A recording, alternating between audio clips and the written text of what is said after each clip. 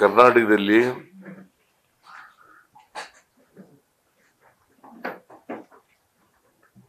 ಈ ಡ್ರಗ್ ಹಾವಳಿ ಜಾಸ್ತಿ ಆಗ್ತಾ ಇರ್ತಕ್ಕಂಥದ್ದು ಸರ್ಕಾರದ ಗಮನಕ್ಕೆ ಅನೇಕ ಜನ ನನ್ನ ಮುಂದೆ ಬಂದು ಹೇಳಿದ್ದಾರೆ.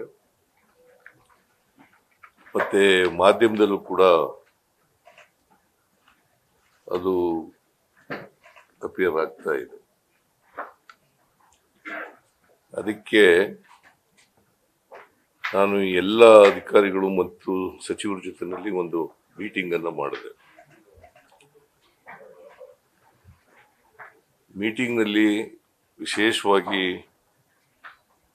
ಬೆಂಗಳೂರಿನಲ್ಲಿ ಹೆಚ್ಚು ಡ್ರಗ್ಸ್ ಹಾವಳಿ ನಡೀತಾ ಇದೆ. ಸುಮಾರು 50% ಕೇಸಸ್ ರಿಪೋರ್ಟ್ ಆಗಿರ್ತಕ್ಕಂಥದ್ದು 50% ಬೆಂಗಳೂರು ನಗರದಲ್ಲಿ. ಅದ್ ಬಿಟ್ರೆ ಅಲ್ಲಿ 50% ಬೆಂಗಳೂರು ನಗರದಲ್ಲಿ ಇದಾಗಿದೆ. ಆಮೇಲೆ 22% ಮಂಗಳೂರಿನಲ್ಲಾಗಿದೆ. 11%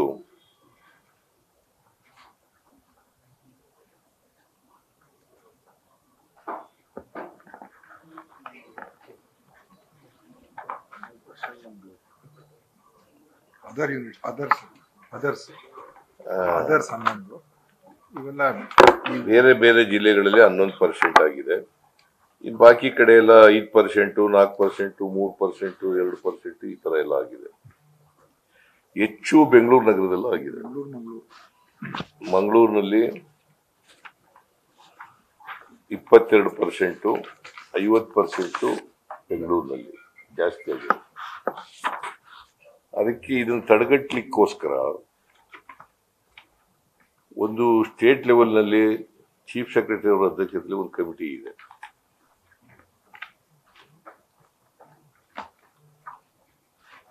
ಆಮೇಲೆ ಎಲ್ಲ ಜಿಲ್ಲಾ ಕೇಂದ್ರಗಳಲ್ಲಿ ಜಿಲ್ಲಾಧಿಕಾರಿಗಳ ಅಧ್ಯಕ್ಷತೆಯಲ್ಲಿ ಒಂದು ಸಮಿತಿ ಇದೆ. ಅಲ್ಲಿ ಪೊಲೀಸ್ನವರು ಇರ್ತಾರೆ, ಎಜುಕೇಶನ್ ಡಿಪಾರ್ಟ್ಮೆಂಟ್ ಇರ್ತಾರೆ, ಹೆಲ್ತ್ ಡಿಪಾರ್ಟ್ಮೆಂಟ್ನವರು ಕೂಡ ಇರ್ತಾರೆ,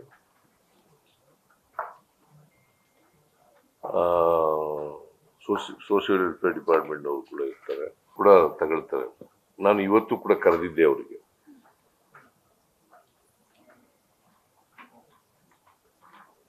ಅವ್ರ ಪ್ರಕಾರ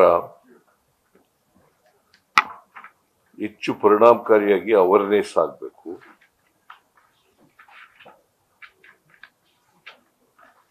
ಮತ್ತೆ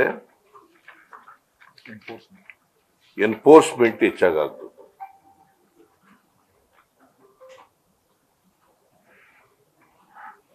ಅವೇರ್ನೆಸ್ ಅಂಡ್ ಎನ್ಫೋರ್ಸ್ಮೆಂಟ್ ಹೆಚ್ಚಾಗಬೇಕು ಅಂತ.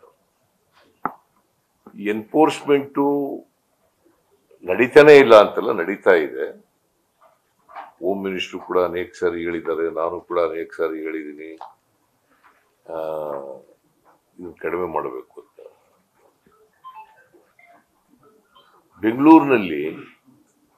ಬೆಂಗಳೂರು ಈಸ್ಟ್ ನಲ್ಲಿ ಹೆಚ್ಚು ನಡೀತಾ ಇದೆ ಅಂತೇಳಿ ಅಭಿಪ್ರಾಯ ಬಂದಿದೆ.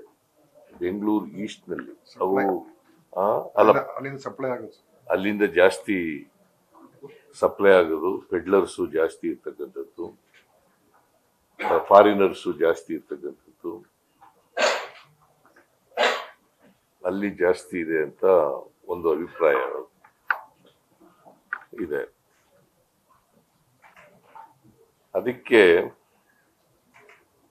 ಈ ಕಮಿಟಿಗಳು ಸ್ಟೇಟ್ ಲೆವೆಲ್ ನಲ್ಲಿ ಮತ್ತೆ ಡಿಸ್ಟ್ರಿಕ್ಟ್ ಲೆವೆಲ್ ನಲ್ಲಿರೋ ಕಮಿಟಿಗಳ ಮೇಲೆ ಒಂದು ಟಾಸ್ಕ್ ಫೋರ್ಸ್ ಮಾಡಬೇಕು ಅಂತೇಳಿ ಇವತ್ತು ತೀರ್ಮಾನ ಮಾಡಿದ್ವಿ, ಹೆಡೆಡ್ ಬೈ ಹೋಮ್ ಮಿನಿಸ್ಟರ್. ಅದರಲ್ಲಿ ಹೆಲ್ತ್ ಮಿನಿಸ್ಟರ್ ಇರ್ತಾರೆ, ಎಜುಕೇಶನ್ ಮಿನಿಸ್ಟರ್ ಇರ್ತಾರೆ, primary education, higher education, social welfare department, medical ಅದೇ ಹೆಲ್ತ್ ಡಿಪಾರ್ಟ್ಮೆಂಟ್, ಆಮೇಲೆ ಮೆಡಿಕಲ್ ಎಜುಕೇಶನ್ ಡಿಪಾರ್ಟ್ಮೆಂಟ್, ಇವರೆಲ್ಲರೂ ಕೂಡ ಸದಸ್ಯರಾಗಿರ್ತಾರೆ. ಇವರು ಮೇಲಿನ ಮೇಲೆ ಸಭೆಗಳನ್ನು ಮಾಡಿ ಸಂಬಂಧಪಟ್ಟಂತ ಪೊಲೀಸ್ನವ್ರಿಗೆ, ಸಂಬಂಧಪಟ್ಟಂತ ಹೆಲ್ತ್ ಡಿಪಾರ್ಟ್ಮೆಂಟ್ನವ್ರಿಗೆ, ಸಂಬಂಧಪಟ್ಟಂತ ಡ್ರಗ್ ಕಂಟ್ರೋಲರ್, ಈಗ ಅವರು ಕೂಡ ಈಗ ಸಿಂಥೆಟಿಕ್ ಟ್ಯಾಬ್ಲೆಟ್ಗಳು ಬಂದ್ಬಿಟ್ಟಿದ್ದಾವೆ, ಡ್ರಗ್ಸ್ ನಲ್ಲಿ ಸಿಂಥೆಟಿಕ್ ಟ್ಯಾಬ್ಲೆಟ್ಸ್ಗಳು ಬಂದ್ಬಿಟ್ಟಿದ್ದಾವೆ. ಗಾಂಜಾ ಒಂದು ಭಾಗ, ಇದಲ್ಲದೆ ಈ ಗಾಂಜಾ ಇವೆಲ್ಲ ವಾಸನೆ ಬರ್ತವೆ, ಇದು ವಾಸನೆನೇ ಬರಲ್ಲ.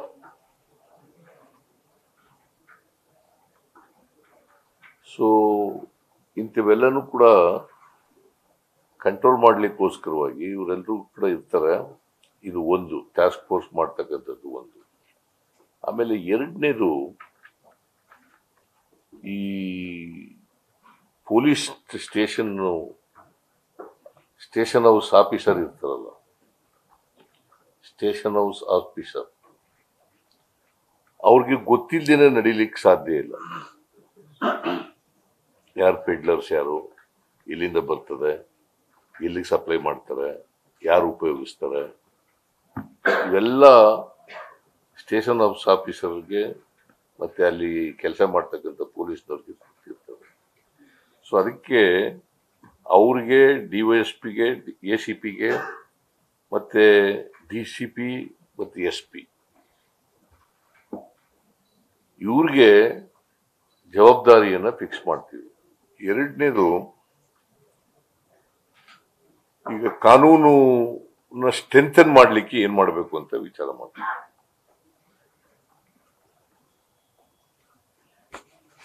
ಕಾನೂನನ್ನು ಸ್ಟ್ರೆಂಥನ್ ಮಾಡ್ತೀವಿ. ತಿದ್ದುಪಡಿ ಮಾಡ್ಬೇಕಾದ್ರೆ ಮಾಡ್ತೀವಿ, ಇಲ್ಲ ಹೊಸ ಕಾನೂನು ಮಾಡ್ಬೇಕಾದ್ರೆ ಮಾಡ್ತೀವಿ. ಮತ್ತೆ ಬೇಯ್ಲು ಸಿಕ್ಬಾರ್ದು, ನಾನ್ ಬೇಲಬಲ್ ಅಫೆನ್ಸ್ಗಳು ಮಾಡಬೇಕು. ಕನಿಷ್ಠ 10 ವರ್ಷ ಕನಿಷ್ಠ ಪನಿಷ್ಮೆಂಟು, ಮ್ಯಾಕ್ಸಿಮಮ್ ಲೈಫ್ ಇಂಪ್ರಿಸನ್ಮೆಂಟ್. ಎಲ್ರಿಗೂ ಅದಕ್ಕೆ ಸಪ್ಲೈ ಮಾಡೋರಿಗೆ, ಕನ್ಸ್ಯೂಮ್ ಮಾಡೋರಿಗೆ, ಅದಕ್ಕೆ minimum 10 years imprisonment and maximum life imprisonment. ಅದಕ್ಕೆ ಅದು ಡಿಪೆಂಡಿಂಗ್ ಅಪಾನ್ ದಿ ಅಫೆನ್ಸ್.